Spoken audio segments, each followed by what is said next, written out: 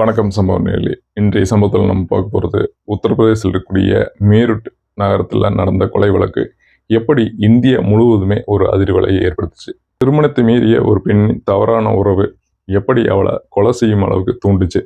இதை பற்றி தான் இந்த வீடியோவில் பார்க்க போகிறோம். வீடியோவை ஸ்கிப் பண்ணாம பாருங்க. அப்போ தான் இந்த பெண் எப்படியெல்லாம் திட்டம் போட்டா, இந்த கொலை சம்பவத்தை நடத்தி முடிச்சதுக்கப்புறம் அதிலிருந்து தப்பிக்கிறதுக்கும் எப்படியெல்லாம் திட்டம் போட்டுக்கிறா, கடைசியில் அவங்க சொந்த அம்மானாலேயே எப்படி பிடிவிட்டா, இதை பற்றிலாம் தெளிவாக தெரிஞ்சுக்க முடியும். வாங்க வீடியோக்குள்ளே போகலாம். இந்த கதை ஒரு அழகான காதல் கதையிலிருந்து ஆரம்பிக்குது. சௌரத் ராஜ்புத்தும் முஸ்கான் ரத்தோகி அப்படிங்கிற பெண்ணும் காதலிக்கிறாங்க. அவங்க பெற்றோருடைய எதிர்ப்பையும் மீறி கல்யாணம் பண்ணிக்கிறாங்க. அதான் பெண் வீட்டில் ஆதரவு கொடுத்தாலும் மணமன் வீட்டில் இந்த திருமணத்துக்கு பயங்கரமான எதிர்ப்பு இருந்திருக்கு. அந்த எதிர்ப்பையெல்லாம் மீறி தான் சௌரப் முஸ்கானை கல்யாணம் பண்ணிக்கிறார். 2016 இவங்களுடைய கல்யாணங்கிறது நடக்குது. சௌரப் கப்பலில் மெர்ச்சன்ட் நேவி ஆஃபீஸராக வேலை செஞ்சுட்டு இருந்திருக்காரு. ஆரம்பத்தில் இவங்களுடைய திருமண வாழ்க்கைங்கிறது நல்லபடியாக தான் போயிட்டு இருந்திருக்கு. இவங்களுக்கு இந்த சம்பவம் நடக்கும்போது 6 வயசில் ஒரு மகளும் இருந்திருக்கா. இவங்களுடைய திருமண வாழ்க்கை நல்லபடியாக போயிருந்தாலும், என்னதான் காதலிச்சு திருமணம் பண்ணியிருந்தாலும், சௌரப்போட வேலை அப்படிங்கிறது ரொம்ப நாள் அங்கே தங்கியிருந்து வேலை செய்கிற மாதிரி இருக்கும். ஏன்னா கப்பல்னாவே உங்களுக்கு தெரியும், அடிக்கடி வந்துட்டு போகிற மாதிரி வேலை கிடையாது. அது கப்பல் துறை சார்ந்தா நிறைய பேத்துக்குமே தெரியும். அப்படி இருக்கும்போது இந்த நீண்ட இடைவெளி அப்படிங்கிறது முஸ்கானை வெறுப்படைய செய்யுது. இந்த நிலைமையில 2019 அவங்களுடைய ஸ்கூல் ரீயூனியன் நடக்குது. அப்போ தன்னுடைய குழந்தை பருவத்திலிருந்து பழக்கமான ஒரு தோழனை சந்திக்கிற முஸ்கான். அவன் பேர் சஹில் சுக்லா.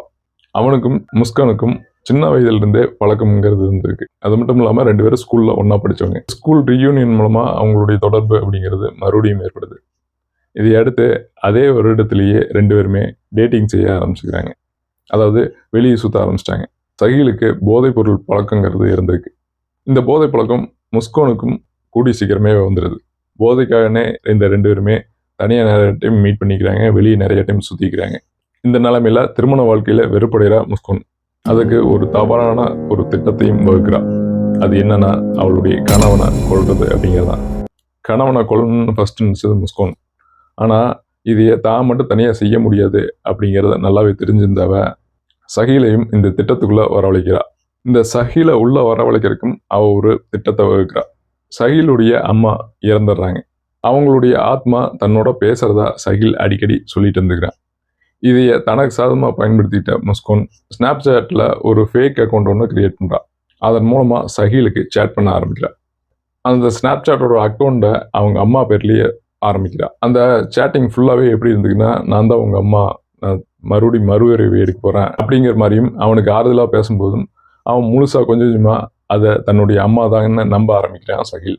ஒரு கட்டத்தில் நான் மறுவிரைவு எடுத்து உங்ககிட்ட வரணும் அப்படின்னா நீ உன்னுடைய காதலியான முஸ்கான் கணவனை கொல்லணும், அந்த பழி கொடுத்தீங்கன்னா தான் என்னால் மறுபடியும் திரும்பி பூமிக்கு வர முடியுங்கிற மாதிரி கன்வின்ஸ் பண்ணுறா முஸ்கான்.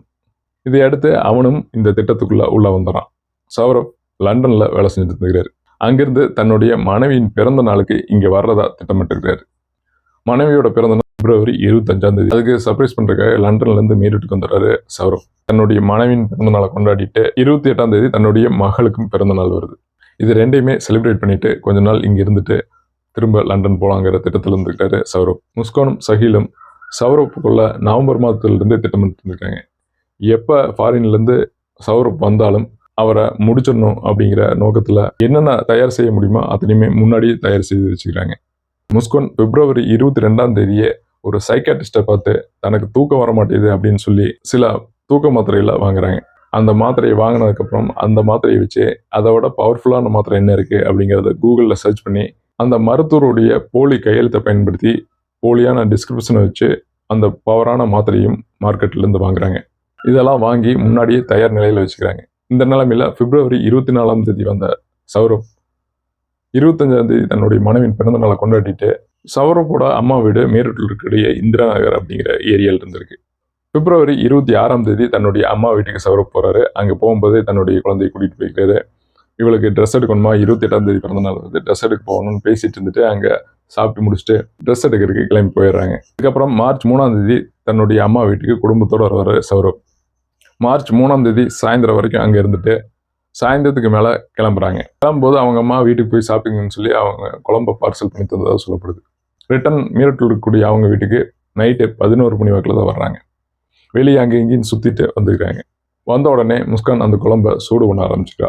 சூடு பண்ணும்போது அங்கே முன்னாடியே வாங்கி வச்சிருந்த தூக்க மாத்திரைகளையும் அதில் கலந்துடுறா. இதை கலந்து தனக்கு ஒரு மாதிரி இருக்குது, நான் அப்புறம் சாப்பிட்டுக்கிறேன், நீங்கள் சாப்பிடுங்கன்னு சொல்லி நம்ப வச்சு சௌரப்பை ஃபஸ்ட்டு சாப்பிட வச்சிடறான். இதை சாப்பிட்ட சௌரப் தூக்க நிலைக்கு போயிடுறாரு. இந்த சஹிலோட வீடு எங்கே இருக்குன்னு பார்த்தீங்கன்னா, அதே தெருவில் நடந்து போகிற ஒரு 5 நிமிஷம் தூரம் நடக்கக்கூடிய அளவு டிஸ்டன்ஸில் தான் சஹிலோட வீடு இருந்திருக்கு. அவன் வாடகைக்கு அங்கே இருந்துக்கிறான். பின்னாட்களில் அவனுடைய ரூம் பார்க்கும்போது அவனோட ரூமே வித்தியாசமாக இருந்திருக்கு. போலீஸார் என்ன சொன்னாங்கன்னா, சஹில் வந்து சிஏ ஸ்டூடெண்ட், சிஏ எக்ஸாம் எழுதுறதுக்காக படிச்சுட்டு இருந்தான் அப்படின்னும், அவனுக்கு போதைப்பொருள் அளவுக்கு அதிகமான பழக்கம் இருந்திருக்கு அப்படிங்கிறதையும் சொல்லியிருந்தாங்க. அது மட்டும் இல்லாமல் சஹில் வந்து சாத்தானுடைய வழிபாட்டில் தன்னை இணைச்சிட்டு இருந்தான் அப்படிங்கிறதையும் போலீஸார் சொல்லியிருந்தாங்க. அதாவது சில பேர் வந்து சாத்தானை கும்பிட ஆரம்பிச்சிருப்பாங்க. அதுக்கு உண்டான பெயிண்டிங்லாம் அவனுடைய வீட்டில் இருந்திருக்கு. அதாவது பஃபட்னு சொல்லக்கூடிய ஒரு உருவ படத்தை அவனுடைய வீட்டில் வரைஞ்சி வச்சுருக்கிறான். இவனுக்கு இந்த மறுபிறவி மறுஜென்மத்திலாம் ரொம்ப நம்பிக்கை இருந்திருக்கு. இதை பயன்படுத்திட்ட முஸ்கான் தான் அவங்க அம்மா வந்து திரும்ப வரப்போகிறாங்க மாதிரி ஒரு நாடகத்தை நடத்தி இந்த கொலை சம்பவத்தை முடிக்கிறதுக்கு திட்டமிட்டு இருந்தாங்க. இப்போ இங்கே சௌரப் வந்து தூங்க வைக்கப்பட்டார். அந்த தகவலை முஸ்கான் சஹிலுக்கு சொன்னோன்னே சஹில் முஸ்கானுடைய வீட்டுக்கு மார்ச் 3ஆம் தேதி அன்னைக்கு நைட்டே வரான். சஹிலும் முஸ்கானும் அங்கே போதைப் பொருளை எடுத்துக்கிறாங்க. அதுக்கப்புறம் அவங்க முன்னாடி வாங்கி வச்சிருந்த கத்தியில் சௌரப்பை குத்தி கொள்கிறாங்க. குத்தி கொண்டதுக்கப்புறம் பாத்ரூமுக்கு அவருடைய உடல் எடுத்துகிட்டு போய் அங்கே பீஸாக வெட்டுறாங்க. வெட்டின அந்த துண்டுகளை ஒரு ட்ரம்மில் மறைச்சி வச்சிடறாங்க. மறைச்சி வச்சுட்டு 2 பேருமே மார்ச் 5ஆம் தேதி அன்னைக்கு பக்கத்தில் இருக்கக்கூடிய கந்தகர் மார்க்கெட்டுக்கு போய் அங்கே ஒரு பெரிய ப்ளூ கலர் ட்ரம்மும் கொஞ்சம் சிமெண்ட்டும் வாங்கிட்டு வர்றாங்க. அவருடைய உடல் பாகம் எல்லாம் அந்த ப்ளூ கலர் ட்ரம்முக்குள்ளே போட்டு சிமெண்ட்டை கரைச்சி ஃபில் பண்ணிடுறாங்க. இதனால் பக்கத்தில் ஸ்மெல் போகாது, அது இல்லாமல் நம்மளை யாரும் கண்டுபிடிக்க முடியாதுங்கிற திட்டத்தில் இருந்துக்கிறாங்க இவங்க 2 பேரும். கொலை செஞ்ச அன்னைக்கு நடந்த ரத்தத்தை எல்லாம் ப்ளீச்சிங் பவுடர் வச்சு கழுவிக்கிறாங்க. ஆனால் இந்த சம்பவங்கள்லாம் நடந்தபோது அவங்களுடைய மகள் 6 வயது மகளும் அந்த வீட்டில் தான் இருந்துக்கிறாங்க. இப்போ ஒரு கொலையும் நடத்தி முடிச்சிடுறாங்க. கொலைக்கு அப்புறம் அது கண்டுபிடிக்காமல் இருக்கிறதுக்கு அந்த ப்ளூ கலர் ட்ரம்மில் சௌரப்புடைய உடல் பாகங்களை போட்டுட்டு அதுக்கு மேலே சிமெண்ட்டை போட்டு ஊற்றுனதுக்கப்புறம் வீட்டை பூட்டிட்டு 2 பேருமே வெளியே கிளம்புறாங்க. கிளம்பும்போது சௌரப்புடைய செல்ஃபோனை முஸ்கானை எடுத்துகிட்டு போகிறாங்க.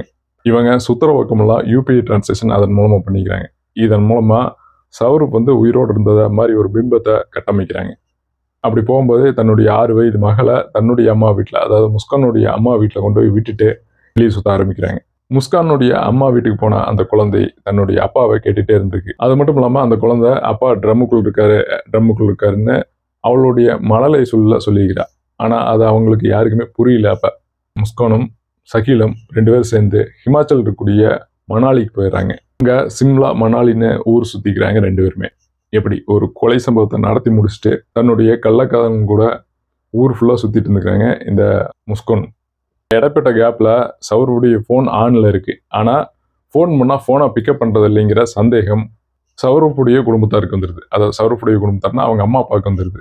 என்னப்போ ஃபோன் ஆன்லேயே இருக்குது, ஆனால் ஃபோன் அடித்தோம்னா ஃபோன் எடுக்க மாட்டேங்கிறான், ஆனால் ஸ்டேட்டஸ் மட்டும் வைக்கிறேன், வாட்ஸ்அப்பில் ஸ்டேட்டஸ் எல்லாம் வந்துகிட்டே இருக்குது, ஸ்டேட்டஸ் எல்லாம் வைக்கிறேன், ஆனால் ஃபோன் அடித்தா மட்டும் ஃபோன் எடுக்க மாட்டேங்கிறான் அப்படிங்கிற சந்தேகம் வந்துகிட்டே இருந்திருக்கு. வீட்டுக்கு வந்து பார்த்தோம்னா வீட்டில் ஆள் இல்லை. இதை அடுத்து சந்தேகம் அதிகமாக அவங்க போய் போலீஸ் ஸ்டேஷனில் ஒரு கம்ப்ளைண்ட் பண்ணுறாங்க. தன்னுடைய பையன் வந்து ஃபோன் ஆனில் இருக்குது, ஆனால் ஃபோன் பண்ணால் ஃபோனை எடுக்க மாட்டேங்கிறான், ஏதோ ஒரு சந்தேகமாக இருக்குது அப்படிங்கிற ஒரு கம்ப்ளைண்ட்டை பதிவு பண்ணுறாங்க. அதே நேரத்தில் வெளியே சுற்றுலா போன முஸ்கான் வந்து திரும்பி வீட்டுக்கு வந்துடுறாங்க. அவங்க குடியிருந்த வீட்டுக்கு வராமல் அவங்களுடைய அம்மா வீட்டுக்கு போகிறாங்க ஃபஸ்ட்டு. அங்கே போகும்போது முஸ்கானுடைய அம்மா திரும்ப கேட்டுக்கிறாங்க, மாப்பிள்ளை எங்கேன்னு, அதாவது சௌரப் எங்கேன்னு. ஏன்னா அவங்களுடைய மகள், சௌரப்புடைய மகள் அவங்க அப்பாவை தேடி அழுதுகிட்டே இருந்துக்கிறா. அதனால் இதை பற்றி முஸ்கான்கிட்ட கேட்கும்போது முஸ்கான் எல்லா டீட்டெயிலையும் சொல்லிடுறாங்க அவங்க அம்மா கிட்ட. தானும் சஹிலும் சேர்ந்து தன்னுடைய கணவரை கொண்டுட்டோம், அந்த கொன்ன உடல் பாகங்களை வீட்டுக்குள்ள இருக்க ட்ரம்மில் தான் போட்டு வச்சுக்கிறாங்கிற தகவல் முதற்கொண்டு எல்லாத்தையும் சொல்லிடுறாங்க. இதை தெரிஞ்ச அவங்க அம்மாவுக்கு மிகப்பெரிய ஷாக்காக இருந்தது. நேரு போலீஸ் ஸ்டேஷனில் போய் இந்த தகவல்லாம் சொல்லிடுறாங்க. போலீஸார் சௌரப் இருந்த வீட்டை உடைச்சி அதுக்குள்ள இருந்த அந்த ட்ரம்மை ஆராய்ச்சி பண்ணிக்கிறாங்க. இப்போ ட்ரம் வந்து ஓப்பன் பண்ணும்போது துர்நாற்றம் வீசியிருந்தாலும் அது ஃபுல்லாக சிமெண்ட்டால் நிரப்பப்பட்டிருக்கு. சிமெண்ட்னா வெறும் சிமெண்ட் மட்டும் போடல, தண்ணி ஊற்றி கரைச்சி ஊற்றிக்கிறாங்க. அது ஒரு காங்கிரீட் மாதிரி போட்டுக்கிறாங்க. அதனால் அதைய மார்பிள் கட்டரை வச்சு உடைச்சு பார்த்துக்கிறாங்க. அப்போ உடைக்கும் போது சௌரப்புடைய உடல் பாகங்கள் அதில் இருந்திருக்கு. இதை அடுத்து முஸ்கானும் சஹிலும் 2 பேரும் கைது செய்யப்பட்டு சிறையில் அடைக்கப்படுறாங்க. முஸ்கானோட வீட்லையும் சரி சௌரப்புடைய வீட்லையும் சரி 2 குடும்பத்துலேயுமே முஸ்கானுக்கு மரண தண்டனை கொடுங்க அப்படின்னு வலியுறுத்துறாங்க. ஆனால் ஜெயிலில் கூட எங்களை ஒட்டுக்காவே போடுங்க அப்படின்னு கேட்டுக்கிறாங்க. அங்கே ஜெயிலில் அப்படி ஒரு ப்ரொசீஜர் இல்லைங்கனால 2 பேரும் தனித்தனியாக போட்டுறாங்க. இந்த வழக்குங்கிறது தொடர்ந்து நடந்துட்டு இருக்கு. இந்த நிலைமையில முஸ்கான் இப்போ சமீபமாக மாசமா இருக்கிறதா சொல்லப்படுது. தன்னுடைய வழக்கை தானே படித்து நடத்தி போகிறதா முஸ்கான் தெரிவிச்சுக்கிறாங்க. இப்படி தேவையில்லாத தவறான உறவுனால 2 பேருமே ஜெயிலில் இருக்காங்க. திருமணத்துக்கு பிறகான ஒரு பெண்ணின் தவறான நட்புங்கிறது அவளை எது வரைக்கும் கொண்டு வந்து நிறுத்திக்குங்கிறது எல்லாத்துக்குமே நல்லாவே புரியுதுன்னு நினைக்கிறேன். ஒரு அழகான குடும்பமே இந்த தவறான முடிவுகள்னால சிதைஞ்சு போயிருக்கு. இப்போ அவங்களுடைய மகள் அனாதையாக்கப்பட்டிருக்காங்க. ஏன்னா அம்மா ஜெயிலில் இருக்காங்க, அப்பா கிடையாது. இதில் முஸ்கான் ஜெயிலில் மாசமாக வேறு இருக்காங்க.